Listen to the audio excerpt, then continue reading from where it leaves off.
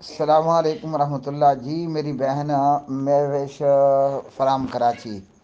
سوال یہ ہے کہ آپ کے والد صاحب وفات پا گئے، انا للہ و انا الیہ راجعون، اور وہ بریلویت میں تھے، اور ان کے عقائد یا اعمال شرکیہ تھے، اور اسی پر ہی ان کی موت ہوئی۔ اب ایسے شخص کے لیے شریعت ہمیں کیا حکم دیتی ہے؟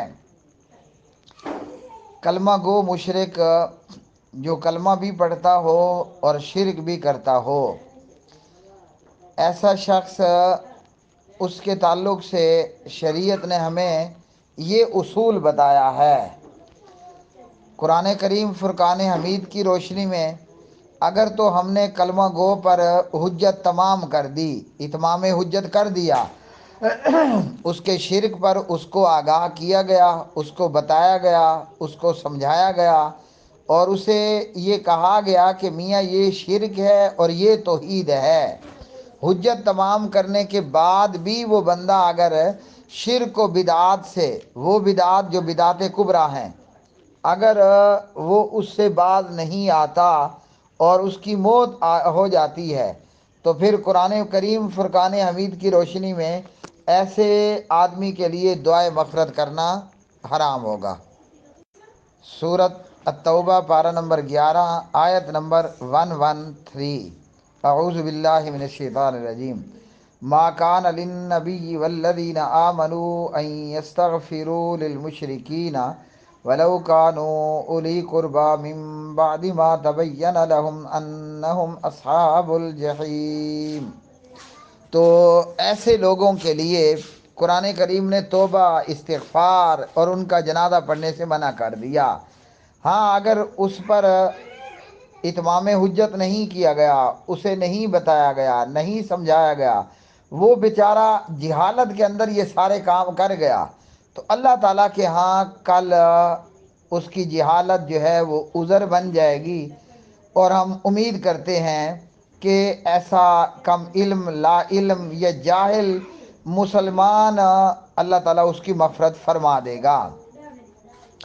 اگلا سوال یہ ہے کہ آپ کی خالہ بیوہ ہوتی ہیں، یا آپ کی جو ہے وہ ستیلی ماں بیوہ ہو جاتی ہے، یا قریب میں کوئی بھی رشتہ دار ہے، تعلق دار ہے، اور وہ عورت بیوہ ہو جاتی ہے، نمبر ایک، اور وہ عورت نہیں ہے، کوئی مرد ہو، نمبر دو یہ کہ وہ بیوہ نہ ہو، وہ کنواری ہو، یا وہ بیوہ نہ ہو بلکہ وہ خاوند والی ہو، اس کا خاوند زندہ ہو۔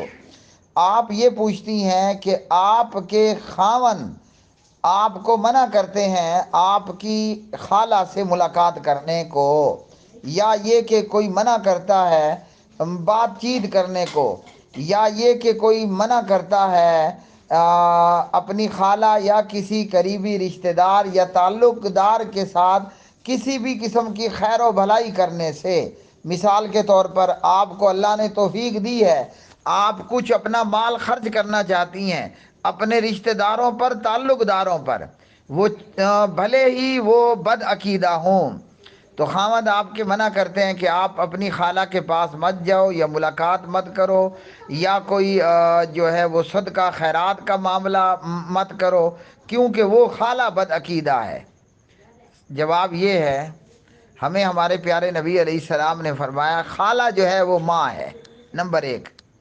نمبر دو یہ کہ خالہ ہو یا سگے ماں باپ ہوں یا ستیلے ماں باپ ہوں یا بہن بھائی ہوں، وہ بھلے ہی بد عقیدہ ہوں، وہ بھلے ہی بد عقیدہ ہوں، نبی کریم صلی اللہ علیہ وسلم کی شریعت میں اور جناب نبی کریم علیہ السلام نے ہمیں ان سے بھی، ان کے ساتھ بھی اچھا سلوک کرنے کا حکم دیا ہے۔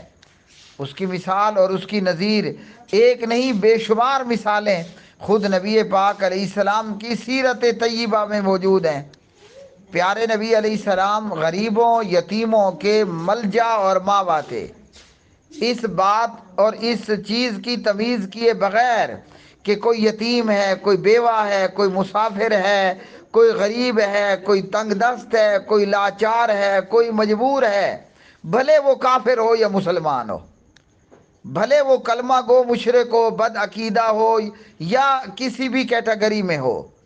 شریعت اور شارع علیہ السلام کی تعلیم اور سنت یہ ہے کہ، اور اس کا خلاصہ اور جوہر یہ ہے، آپ کی سگی ماں ہے یا خالہ ہے، وہ بد عقیدہ ہو تب بھی شریعت آپ کو اس کے ساتھ بہتر سے بہتر سلوک کرنے کا کہتی ہے۔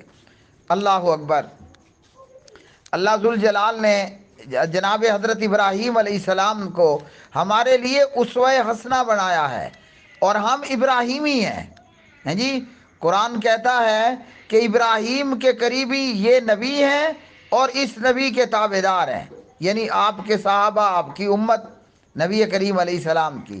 تو ہم بنیادی طور پر ابراہیمی ہیں، اور سورۃ الممتحنہ کے اندر پارہ نمبر 28 میں قرآن نے صاف کہا، کلمہ پڑھنے والوں مسلمانوں، محمد رسول اللہ کی امت صلی اللہ علیہ وسلم، قرآن کہتا ہے لقد کان لکم، کیا کہتا ہے کہ تمہارے لیے حضرت ابراہیم میں بہترین اسوہ ہے، اسوہ حسنہ ہے۔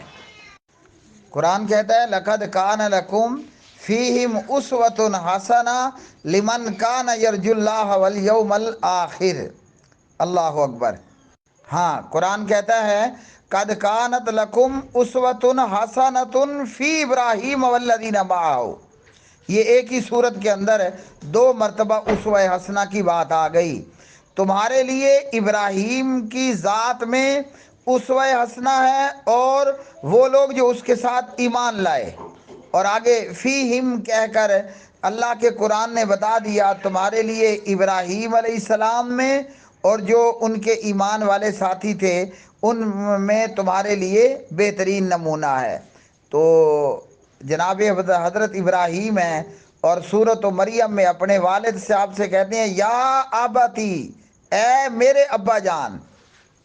تو پہلے بڑے ادب اور احترام سے کہہ رہے ہیں جی، میرے لفظوں میں کہہ لو ابا حضور، ہیں جی، یا ابتی، اے ابا جان، اے ابا حضور۔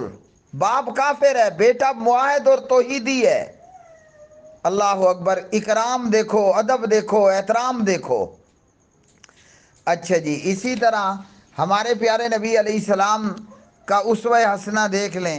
انسان تو انسان، حضور پر نور محمد رسول اللہ صلی اللہ علیہ وسلم نے جانوروں سے بھی، ہاں جی، جانوروں سے بھی اچھا سلوک کرنے کا حکم دیا۔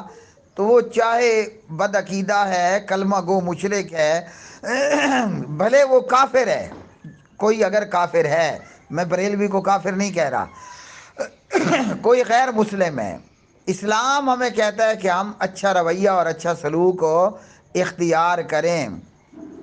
اس لیے شریعت کی روشنی میں خالہ اگرچہ بد عقیدہ ہو،